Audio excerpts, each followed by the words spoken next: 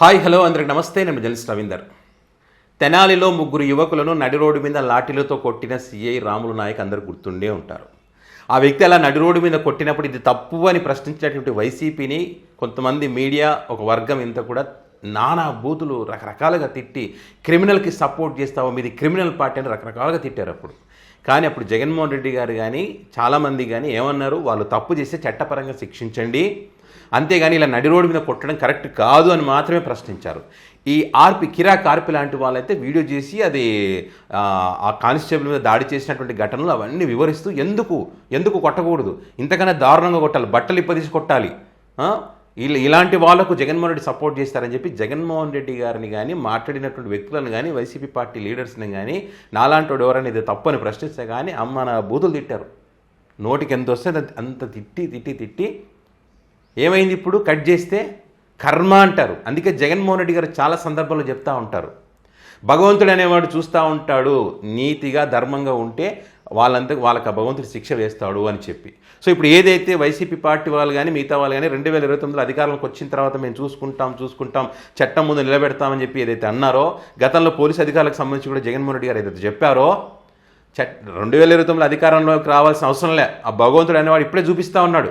ఆ మధ్యలో ఎస్పీ సుబ్బారెడ్డి గారికి సంబంధించినటువంటి తిరుపతిలో జరిగిన ఘటన మనం చూసాం. జగన్మోహన్ రెడ్డి గారిని మాట్లాడిన తర్వాత ఆయన గురించి ఆ తర్వాత కన్నీళ్లు పెట్టుకోవాల్సినటువంటి పరిస్థితి వచ్చింది. వాళ్ళ మీడియాలోని దానిపైన చర్చ కూడా నడిచింది. కర్మ అంటారు దాన్ని, అనుభవించక తప్పదు, చర్యకు ప్రతిచర్య అన్నట్టు. అదేవిధంగా ఇప్పుడు నడి రోడ్డు మీద ఏదైతే మీకు గుర్తుంటే ఉంటుంది ఆ వీడియో, అప్పుడు పెద్ద ఈయనని హీరో అన్నారు, నడి రోడ్డు మీద కొడుతుంటే ఆహా ఓహో అద్భుతం అన్నారు. ఈ నడి రోడ్డు మీద చూడండి లాఠీలు, మరి ఈయనే సిఐ గారు ఇప్పుడు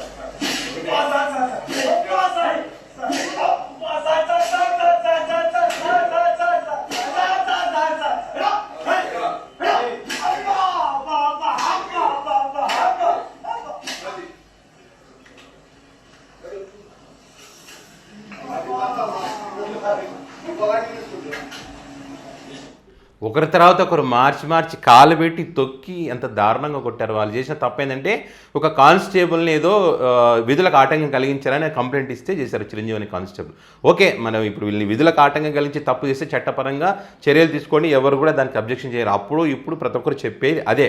ఇప్పుడు ఆ రకంగా కొట్టినటువంటి సిఐ రాములు గారు ఎవరైతే ఉన్నారో, రాములు నాయక్ గారు, దేవుడు హీరో ఆహా ఓహన్ పొగిడారు కదా, మరి ఇప్పుడు పోడగలరా? ఆ వ్యక్తి యొక్క భాగోతం బయటకు వచ్చింది.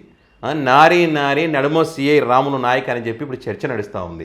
ఏ రకంగా ఉందో చూడండి ఒకసారి. అనేది ఒక మహిళ నెల్లూరులో ఈయన సిఐగా ఉన్నప్పుడు, ఈ మహిళ సిఐగా ఉన్నప్పుడు ఎస్ఐగా ఉన్నప్పుడు అక్కడ ఈ మహిళ భార్య భర్తల మధ్య గొడవ జరిగితే కంప్లైంట్ ఇవ్వడానికి వెళ్ళింది. దాన్ని అదునుగా చేసుకున్నటువంటి ఈయన ఒంటరిగా ఉందని గ్రహించి ఆమెను వల్లో వేసుకున్నాడు. సో ఆమె కూడా ఏంటంటే అప్పటికే ఆ కుటుంబంలో రెండో పెళ్లి ఈమెకు చేయాలనుకున్నటువంటి క్రమంలో వేరే ఎందుకు నేనే చేసుకుంటానని చెప్పి ఈ వ్యక్తి పవిత్ర పుణ్యక్షేత్రమైనటువంటి శ్రీశైలం తీసుకువెళ్ళి పెళ్లి చేసుకున్నాడు. కొన్ని రోజుల పాటు బాగానే ఉన్నారు. సిఐగా తెనాలి వచ్చిన తర్వాత ప్రమోషన్ వచ్చింది, తెనాలి వచ్చినారు. అక్కడ వచ్చిన తర్వాత ఈ ఘటన అంతా జరిగినవన్నీ మనకి అందరికీ తెలుసు.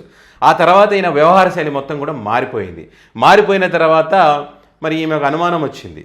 సరే ఇప్పుడు ఆల్రెడీ నేను మోసపోయాను, మళ్ళీ ఇప్పుడు మోసపోతున్నాను, ఈ వ్యక్తి ఇంకో మహిళతో ఉన్నారు, ఆ మహిళను కూడా రేపు మోసం చేస్తాడనే ఉద్దేశంతో కంప్లైంట్ ఇచ్చింది. కంప్లైంట్ ఇచ్చిన తర్వాత ఆ వ్యక్తిని వీఆర్కి పంపించినారు. వీఆర్కి పంపించిన తర్వాత ఈ వ్యక్తి మళ్ళీ ఫోన్ చేసి నన్ను వీఆర్కి పంపిస్తావు, నీ అంతూ చూస్తా, నేను కలిసినటువంటి వీడియోలన్నీ కూడా బయట పెడతా అని చెప్పి భయపెట్టిస్తుంటే ఈమెకు భయం కలిగింది. ఆ భయం కలగడానికి కూడా ప్రధాన కారణం మన జగన్మోహన్ రెడ్డి గారు చెప్పారు, పోలీసులు అంటే భయపడే పరిస్థితి వచ్చింది అని చెప్పి, వీళ్ళ రూలింగ్ అలా ఉంది అని చెప్పి.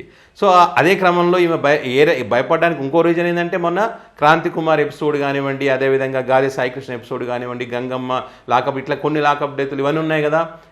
ఏం చేస్తారు అక్కడ సిఐ నాగరాజు చేసినట్టు వ్యవహారాలు, ఇక్కడ ఈయన సిఐఏ, వీళ్ళు ఏం చేసినా అడిగే దిక్కు లేదు కదా అనే ఉద్దేశంతో భయపడి మళ్ళీ కంప్లైంట్ ఇచ్చింది ఎస్పీ గారికి. ఇచ్చిన తర్వాత ఆ వ్యక్తిని సస్పెండ్ చేయడం జరిగింది. ఎవరిని? ఈ రాములు నాయక్ని.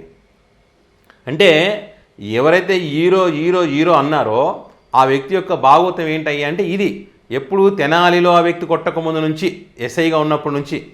సో దాన్ని ఇవన్నీ ఉంటాయన్నమాట వెనక, అవి చెప్పరు.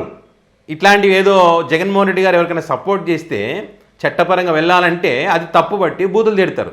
ఇప్పుడు బూతులు తిట్టిన మహానుభావులు, మేధావులు, మేము గొప్ప జర్నలిస్టం అని చెప్పుకునేటువంటి వాళ్ళు, సమాజం పట్ల బాధ్యత కలిగినటువంటి వ్యక్తులు మరి ఇప్పుడు ఇక్కడ జరిగినటువంటి అన్యాయం గురించి మాట్లాడరా?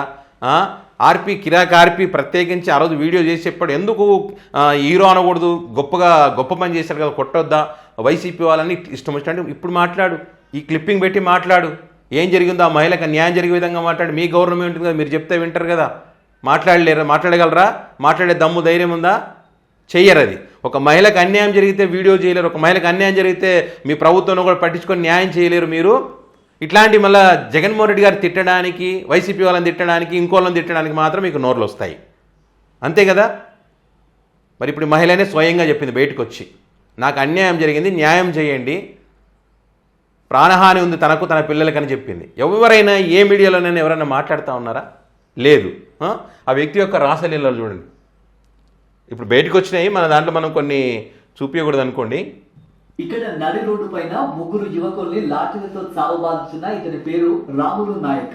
గతంలో ఒంగోలులో ఎస్ఐగా పనిచేసిన సమయంలో భార్యాభర్తల మధ్య వివాదంతో న్యాయం కోసం స్టేషన్ వచ్చిన అరుణతో పరిచయం పెంచుకున్నాడు.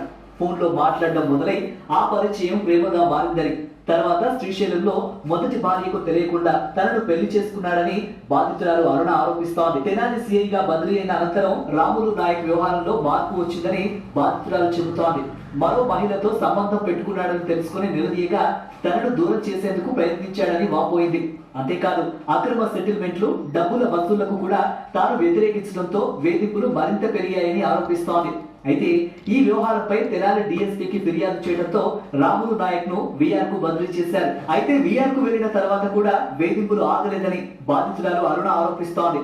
30 లక్షల రూపాయలు ఇస్తానని, 30 లక్షల రూపాయలు ఇస్తాను, సెటిల్మెంట్ చేస్తాను, గోల్డ్ తీసుకున్నాడంట. దీని గురించి మాట్లాడద్దు, నోరు మూసుకొని ఉండని చెప్పి వదిలేస్తానని చెప్పి. సో ఆ మహిళ నాకు 30 లక్షలు వద్దు, నాకు గోల్డ్ వద్దు, నన్ను పెళ్లి చేసుకున్నావు అని చెప్పి ఆ మహిళ తనకు ఇట్లనే ఉండాలి. ఇప్పుడు ఎందుకంటే మొదటి భార్యకు మోసం చేసినాడు, ఈమెకు మోసం చేసినాడు, ఇంకో మహిళకు మోసం, ఇట్లా వరుసగా మోసాలు చేస్తూ పోతూనే ఉంటారు. ఇట్లాంటి వాళ్ళు హీరోలు అవుతారా? ఇలాంటి వాళ్ళకు మీరు సపోర్ట్ చేస్తారా? ఒక వ్యక్తి తప్పు చేస్తేనే కాళ్ళ మీద కొట్టి రోడ్డు మీద నాన్న హంగామా చేస్తారు. మరి ఇలాంటి వాళ్ళని ఏం చేస్తారు మీరు? ఇలాంటి వాళ్ళ గురించి ఏం మాట్లాడతారు మీరు? ఏమి మాట్లాడరు. మీరు మాట్లాడినా మాట్లాడకపోయినా భగవంతుడు అనేవాడు ఒకటి చూస్తూ ఉంటాడు. దాని యొక్క కర్మ ఫలితం అనేది ఖచ్చితంగా అనుభవించి తీరక తప్పదు. అది వచ్చే జన్మలో, ఇంకో జన్మలో కాదు, ఈ జన్మలోనే. చూడండి, కొన్ని ఎక్కువ రోజుల సమయం కూడా పట్టలేదు. 2029 అధికారంలోకి వచ్చిన తర్వాత చట్టం ముందు నిలబెడతామంటగానే బట్టలు కూడా తీస్తారంట, అది ఇస్తారంటే వీళ్ళు అదే పని చేస్తూ ఉన్నారు. ఇక్కడ మహిళల పట్ల వాళ్ళ జీవితాలను బజారుకి ఇడిస్తూ ఉన్నారు.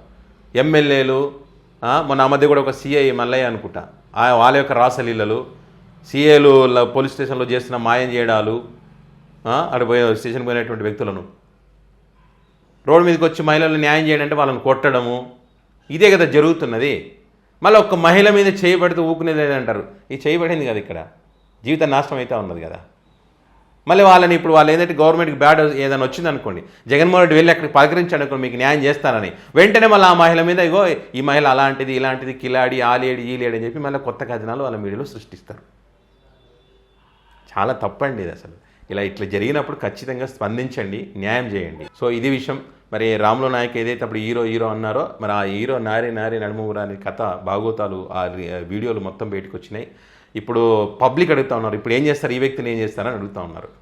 మరి దీనికి సంబంధించి మీ అభిప్రాయాన్ని కామెంట్ రూపంలో పెట్టగలరు. Thank you.